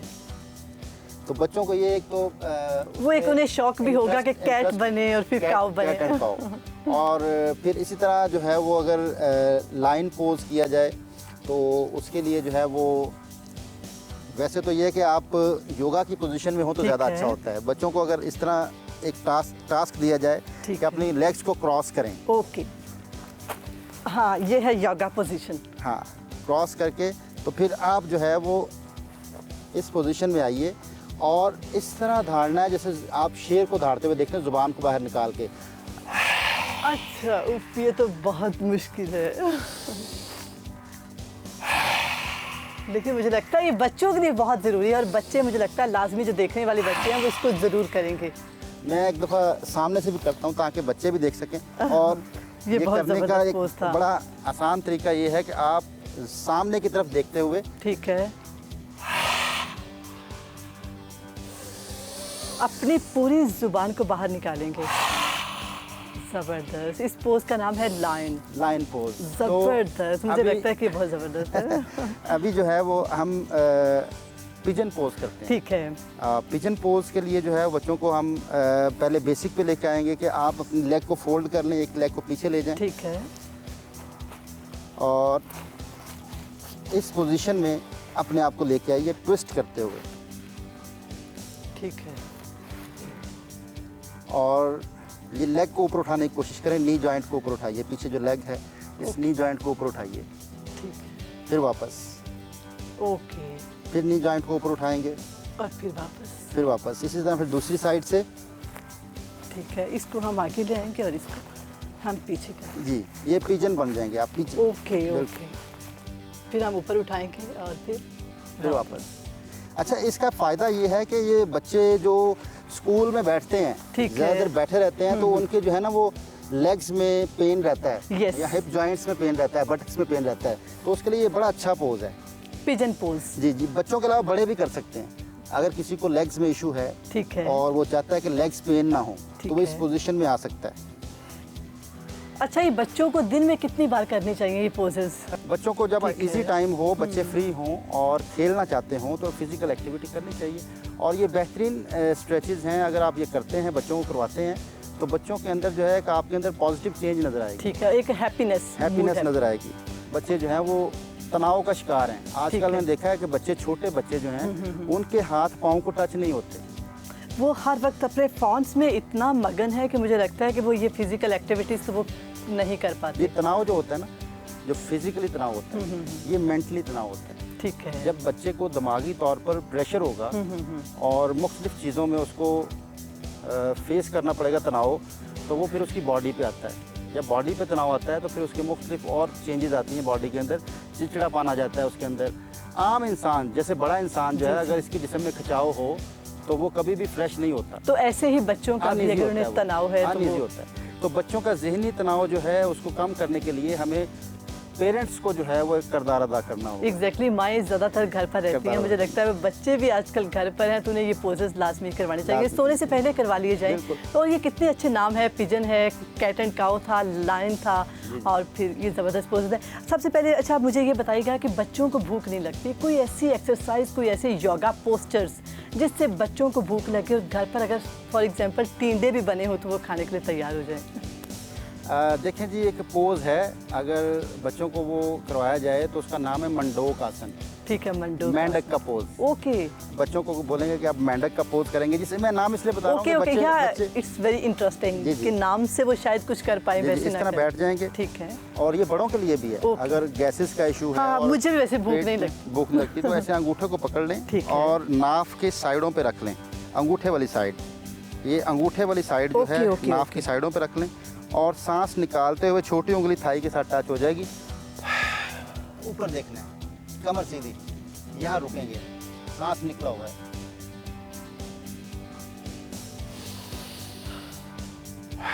अच्छा, ये भूख लगने के लिए है, इसे कितने बाद दिन में करें तो हमें अच्छी भूख लगे? एक वक्त में आपने 10 टाइम करना है इसको। ओके ओके, 10 टाइम 2-3 दफा कर सकते हैं। ओके, अच्छा, और इससे तो स्वेटिंग भी हो रही है, मुझे लगता है कि आपको पानी पीने की भी जरूरत पेश आएगी। इससे फायदा ये होता है कि एक तो भूख लगती है, ठीक है, और पेट की गैसेस इससे खत्म हो जाती है, जिनको पेट में गैस रहती है।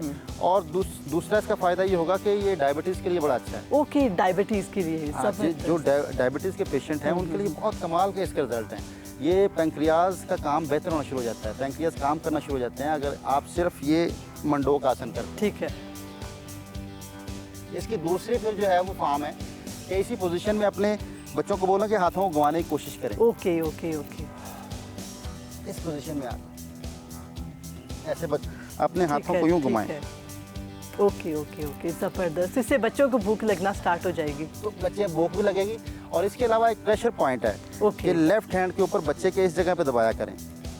अगर आप इसको दिखा सकें तो ये जगह जो है, ये जो दोनों उंगलियों के दरमियान में, हथेली के ऊपर, ये दो उंगलियां जो छोटी उंगली और रिंग फिंगर के दरमियान में एक लाइन खींच लें, ये थोड़ा सा सेंटर में आए तो ये जगह है, इसको दबाएं लेफ्ट हैंड के ऊपर। ये बड़े भी दबा सकते हैं। मुझे कसम से भूख लग रही है। तो ये बड़ा बेहतरीन पॉइंट है, इससे बहुत ज़्यादा भूख लगती है।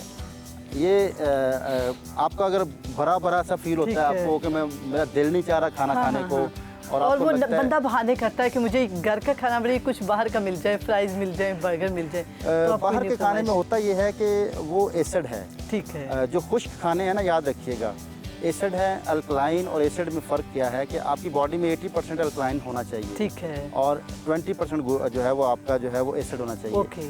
हम क्योंकि उसमें टेस्ट होता है, वो मुंह के टेस्ट डेवलप कर चुके हैं। ओके। जैसे मैंने बोला कि जो पेरेंट्स करते हैं बच्चा वही देखता है, वही उसी तरफ ही जाता है। बच्चा जो होता है वो रिकॉर्डिंग शुरू हो जाती है, जब बच्चा पैदा होता है ना उसकी रिकॉर्डिंग शुरू हो जाती है, जब उसने जो देखना है उससे उसका ज़्यादा उसका जो है वो मास्टर होता है बच्चा। आप समझाने से बच्चे नहीं समझते। हम यहाँ पे गलती ये करते हैं कि हम जुबान से बच्चों को समझाना चाहते हैं लेकिन अपना एक्ट चेंज नहीं करते। हम मोबाइल खुद इस्तेमाल हर वक्त करते हैं, फिर कहते हैं बच्चा मोबाइल ना इस्तेमाल करे। अगर हम खुद बुक पढ़ रहे हैं तो मुझे लगता है बच्चा हमें कॉपी करेगा और बुक पढ़ना स्टार्ट हो जाएगा। पहले हमें अपने अंदर तब्दीली लेके आनी है। फिर एक और गलती मैं डिस्कस करना चाहूँगा कि याद रखिएगा कि बच्चों के साथ अगर आप बहुत नरम लहजे से बात करेंगे ना तो उनको एक आदत हो जाएगी नरम लहजे में बात सुन के मानने की। ठीक है। जब कोई चीख के बोलेगा, ऊंचा बोलेगा, गुस्से से बोलेगा, बच्चे का वहाँ पे लहजा सेट हो जाएगा, आपका लहजा उसके साथ सेट हो जाएगा। जब तक मुझे गुस्से से नहीं बुलाएंगे, मार पीट नहीं करेंगे तो मैं बात नहीं माननी। ये एडजस्टमेंट है। और फिर हमें शिकायतें ये मिलती हैं, माएँ ये कहती हैं कि जब तक मैं इसको डांटूँ ना ये बात नहीं मानता। आपने खुद उसको सेट किया है, डांट के ऊपर आपने खुद सेट किया है, आपने उसको एडजस्ट किया है इस बात पे कि आपको मैं डांटूंगी तो फिर आपने बात सुननी है, प्यार से बात नहीं सुननी। तो ये भी कसूर हमारा है कि हम प्यार से बात करने के बजाय डांटना चाहते हैं। हम ये समझते हैं कि डांटने से ये ठीक हो जाएगा। ठीक है। हालांकि आज तक दुनिया में डांटने से कोई ठीक नहीं होता। इंसान और थोड़ा ढीठ हो जाता है। तो ये इंसान एडजस्ट कर लेता है। बच्चों के लिए कोई एक डिश बताएं जो उनकी खाते साथ ही फेवरेट हो जाए, मतलब कोई एक डिश जो वो खाएं और उनकी फेवरेट हो जाए। देखें, एक चीज़ है सागुदाना। ठीक है। जो पहले माएँ खिलाती थी, वो बहुत ही ज़बरदस्त चीज़ है हाँ, मैंने साबूदाना। देखा वाइट कलर की जी, तरह वाइट से कलर की। beads बेसिकली बने। वो बच्चों की ग्रोथ के लिए बड़ा अच्छा है। ठीक है। अगर उसकी साबूदाने की खीर बना के दे दी जाए और बच्चों को वो टेस्टी भी लगता है। ठीक है। अच्छा, वो बनता कैसे है? वो शकरकंदी से बनता है। ओके, शकरकंदी से। हम तो सिर्फ वैसे पानी में बनाते हैं। नहीं, शकरकंदी से वो बनता है। ओके ओके ओके, जो उसकी उसका प्रोसीजर है। प्रोसीजर है, ठीक है। वो शकरकंदी से बनता है, फिर वो वाइट उसको प्रोसेस के तहत प्रोसेस है, तो बच्चों को शकरकंदी भी खिलाई जा सकती है। जबरदस्त। शकरकंदी जो है ये इंसान बच्चों की नशोनुमा के लिए बहुत अच्छी है। ओके, शकरकंदी और सागूदाना की सागुदाना खीर। एक ही चीज़ है। ठीक है। सागुदाना प्रोसेस के बाद है, शकरकंदी जो है ये नेचुरल है। बहुत शुक्रिया आपका। और जैसे कि आपने जाना कि जो बच्चे हैं हम उनको अपने मुताबिक अपना रोल मॉडल बना सकते हैं। अगर हम उन्हें हर वक्त जो हम करेंगे वही बच्चे करेंगे। बच्चे हमेशा कॉपी करते हैं बड़ों को देखकर। अगर बच्चों को भूख नहीं लगती और आप खुद उन्हें ज़बरदस्ती कह रहे हैं कि आप खाएं खाएं और ख़ुद आप बाहर का मंगवा रहे हैं, तो ऐसा नहीं चलेगा। खुद भी वही खाएं जो पड़ा हुआ है, और जो बच्चे फिर हैं फिर आप उन्हें करवाएं। कुछ पोस्टर्स भी आपको बताएंगे अगर आपके बच्चे को भूख नहीं लगती। तो वैसे मैं सच बताऊं तो ये पोस्टर्स बाकी था कि आप अगर कुछ देर तक इस तरह से दबाएं और फिर आप यूं करें। और कुछ पोस्टर्स आपने बताए थे, पिजन था, कैट एंड काऊ, तो उससे वाकई जो बच्चा है वो थोड़ा थकावट फील करेगा और जो घर पे बना होगा वो खाना पसंद करेगा। तो नाज़रीन, आई एम श्योर कि इस रिपोर्ट ने काफ़ी फ़ायदा पहुंचाया आपको भी, आपके घर में भी जो बच्चे भूखे प्यासे रहते हैं, जो डिलिबरेटली खाना नहीं खाते हैं, तो इन ट्रिक्स को इस्तेमाल करते हुए, योगा के इन पोस्टर्स को इस्तेमाल करते हुए आप उनको ज़्यादा से ज़्यादा भूख लगवा सकते हैं। प्रोग्राम में आगे बढ़ेंगे। नहायत ही अहम सेगमेंट है हमारा मुहर्रमुल हराम के महीने के हवाले से। इस महीने एक जंग तो हुई जिसके बारे में हमने बात भी की, आशूर और यजीदियत को हमने देखा कि वो इंतहा से ज़्यादा किस तरह से जुल्म किया गया आले रसूल पर और इमाम हुसैन अलैहिस्सलाम के जो उनके जानशीन थे उन पर। तो उसी सिलसिले को आगे बढ़ाते हैं। हमारे साथ मौजूद है रिसर्च स्कॉलर सैयद फहद अली काज़मी साहब। तो काज़मी साहब, फिर आज गुफ्तगू को आगे बढ़ाते हैं। जी, बहुत शुक्रिया, थैंक्स अ लॉट जी। पहले तो मैं आपके प्लेटफॉर्म को कंग्रेचुलेट करना चाहता हूँ इस डे एंड एज में, इतने ऑब्जेक्टिव अंदाज के अंदर करबला की स्ट्रगल हम अपने व्यूअर्स को बता सके। अल्हम्दुलिल्लाह, अल्लाह ताला आपको, आपके इदारे को जज़ाए खैर अता करे। आमीन। और आज की कॉन्वर्जेशन का आगाज़ मैं सरकार दो आलम सल्लल्लाहु अलैहि वसल्लम की एक हदीस से शुरू करूँगा।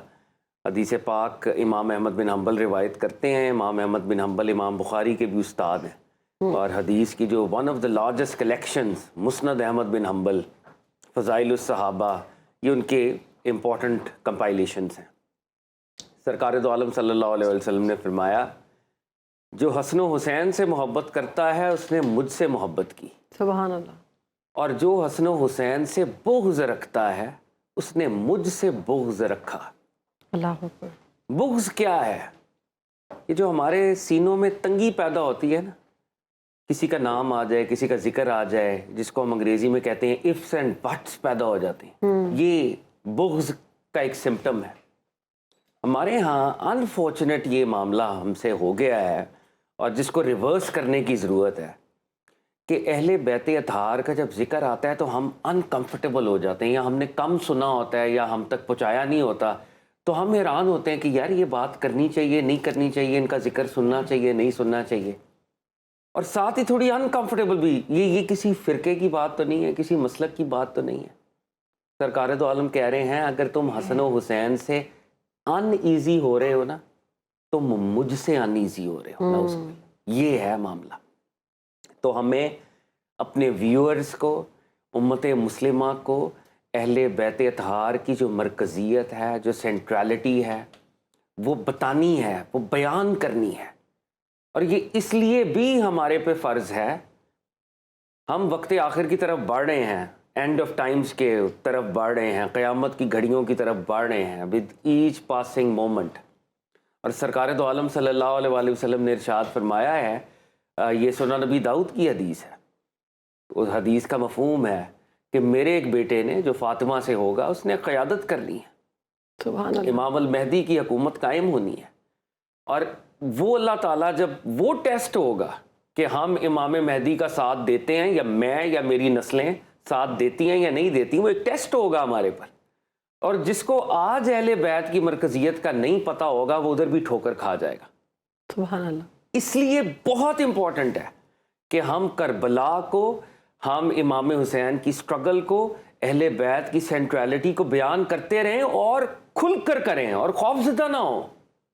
और इमाम शाफी की वो मैंने फ़िक्रा भी आपके प्रोग्राम में एक दिन बोला था, ए अहले बैत रसूल, आपकी अज़मत के लिए यही काफ़ी है, हमारी नमाजें कंप्लीट नहीं होती जब तक हम आप पर दरूद नहीं भेजते।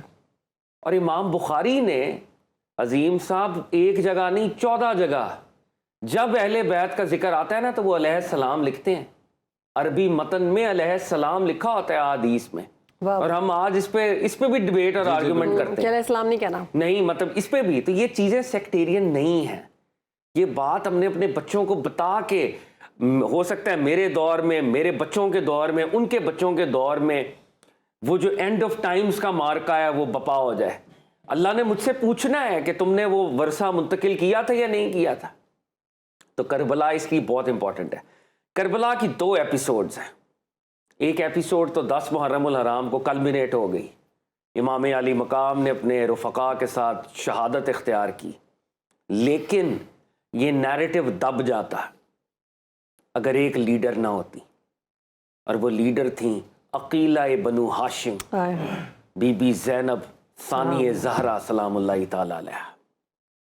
बीबी ज़ैनब ने जो लीडरशिप फराहम की है अहले बैत को, बल्कि कुल उम्मत मुस्लिमा को, she transcends the boundaries of gender.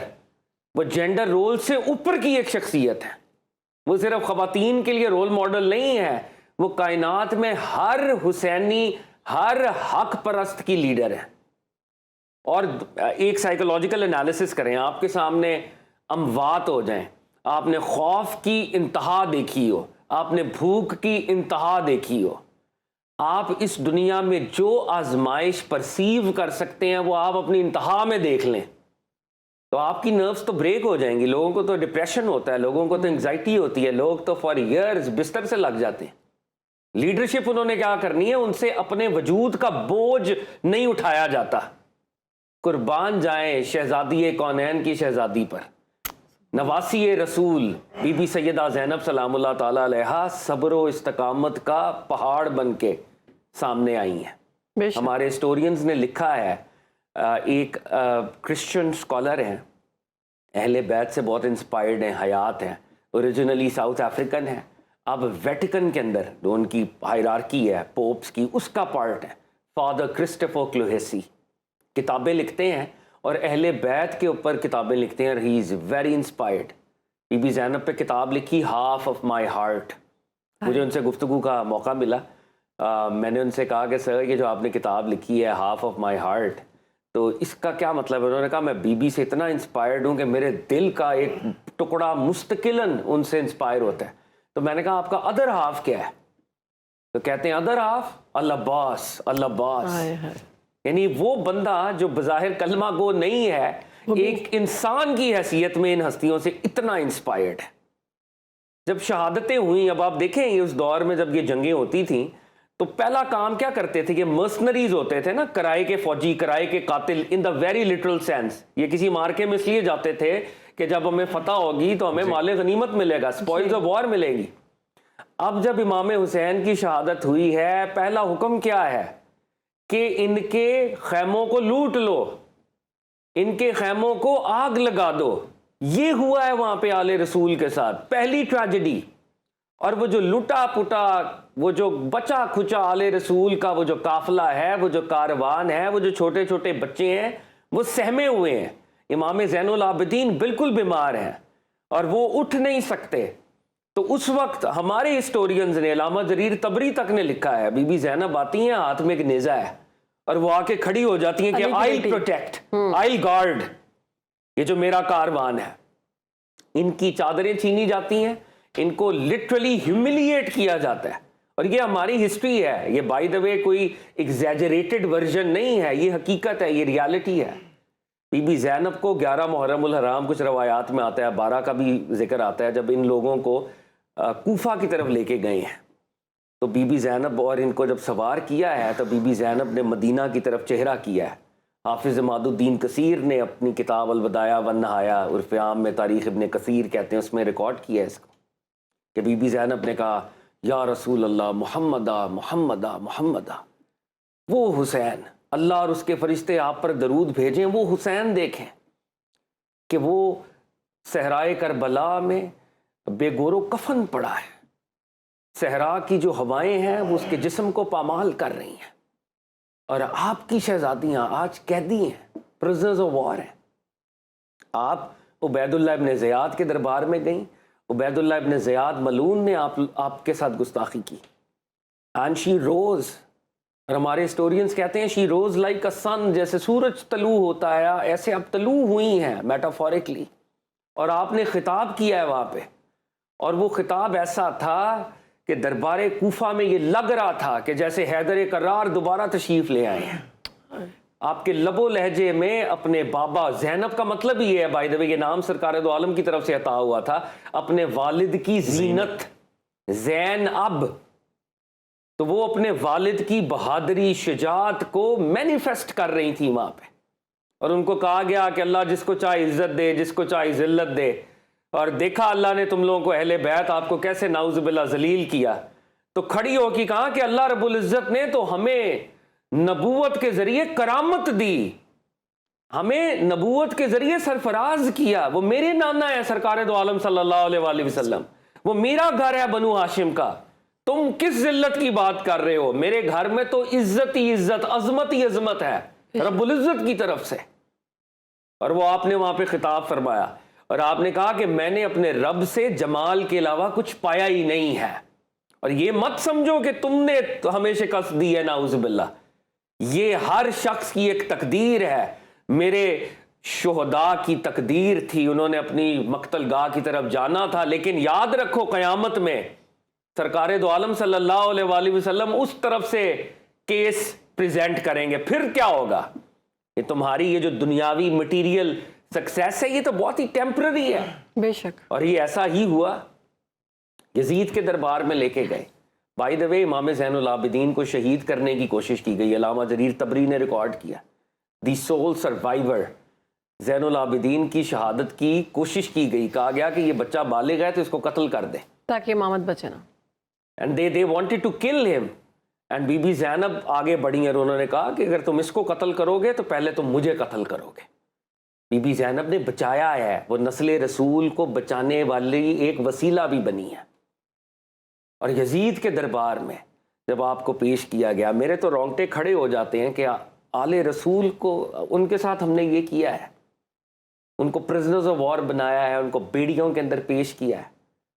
और यजीद पलीद ने, हमारे हर हिस्टोरियन ने इसको लिखा है कि इमाम अली मकाम के सर से गुस्ताखी की, वो छड़ियाँ मारता था, अस्तगफिरुल्लाह।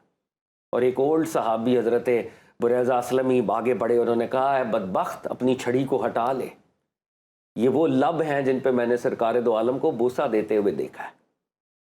और बीबी सैयदा ज़ैनब ने वहाँ पे जो खिताब किया है, it was a revolution, it was a हुसैनी मोहम्मदी ज़ैनबी रेवोल्यूशन। और आपकी वो जो एलोक्वेंस थी पूरे दरबार के ऊपर लर्जा तारी था, और यजीद की हुकूमत हिल रही थी in the very literal sense. आपका खिताब यजीद के ताबूत में वो आखिरी कील था, हुसैन अलैहिस्सलाम ने अपना खून स्पिल करके यजीद की हुकूमत को हिलाया था, और फिर आपके खिताबात ने यजीद की हुकूमत को हिला दिया। और वहां पे पहली दफा लोगों को रियलाइज हुआ कि ये जिनको प्रिजनर्स ऑफ वॉर कह रहे हैं, जिनको इन्होंने कैदी बनाया हुआ है, ये तो आले रसूल को नीस्तो नाबूद नाउजुबिल्लाह करके काट के आ रहे हैं, ये ऐसे बदबख्त हैं। तो बीबी सैयदा ज़ैनब सलामुल्लाहि ताला अलैहा, शी इज़ द हीरो। मैं आज की बात को कल्मिनेट करूंगा और एक बड़ी दिलखराश रवायत आपके सामने रखूंगा जिसकी तरफ गौर नहीं है, और जो अहले बैत की और इमाम हुसैन की मजलूमियत आज तक हमें बताती है। इमाम हुसैन अलैहिस्सलाम का जो सर था वो फॉर ईयर्स इन यजीदियों की ट्रेजरी में पड़ा रहा, गोदामों में पड़ा रहा, और उसको दफन नहीं किया गया। और सुलेमान बिन अब्दुल मलिक के दौर में उस सर को दफन किया गया। आप इमेजिन करें कि एक डेड बॉडी की इस दर्जे की डेसिक्रेशन कि उसका धड़ करबला में है, उसका सर दमास्कस में है, और यजीद का दौर गुजर जाता है, उसका बेटा एब्डिकेट करता है, अब्दुल मलिक बिन मरवान का दौर आता है, फिर कहीं जाके सुलेमान बिन अब्दुल मलिक का दौर आता है, और वो सर को दफनाता है जनाजा पढ़ के। ये हुआ है अहले बैत के साथ। तो हम पाकिस्तान में हम फ़िरका वराना तासुबात से बालातर होके ये पैगाम दे रहे हैं, इस प्लेटफॉर्म से ये पैगाम दे रहे हैं। खुलफाए राशिदीन भी हमारे हैं, अहले बैत भी हमारे हैं, और अहले बैत के गम को अपना गम समझें। हमारी हदीस बताती हैं कि सरकार दो आलम सल्लल्लाहु अलैहि वसल्लम ख्वाब में आए और वो भी अश्कबार आँखों के साथ इमाम हुसैन का तस्करा कर रहे थे। अल्लाह हमें इमाम हुसैन बीबी सैयदा ज़ैनब के ग़ुलामों में शुमार करें और इनके दुश्मनों से हम ऐलान बिरात करते हैं। बहुत शुक्रिया काज़मी साहब, आपने वक्त दिया और बड़ा ही ज़रूरी और बड़ा खूबसूरत बयान आपने दिया। और करबला के मैदान में जिस हस्ती ने शुजाअत जिस तरह से दिखाई है वो आपने बयान की, और इस पूरी सीरीज़ के ज़रिए हम यही कोशिश कर रहे हैं कि सही मैसेज करबला का इस प्रोग्राम के तवज्जुह से अपने नाज़रीन तक पहुंचा सकें। आज के प्रोग्राम से मुझे शहरबानों को इजाज़त दीजिए। अगले प्रोग्राम में आपकी खिदमत में हाजिर होंगे। अपना और अपने प्यारों का ख्याल रखें। अल्लाह हाफ़िज़।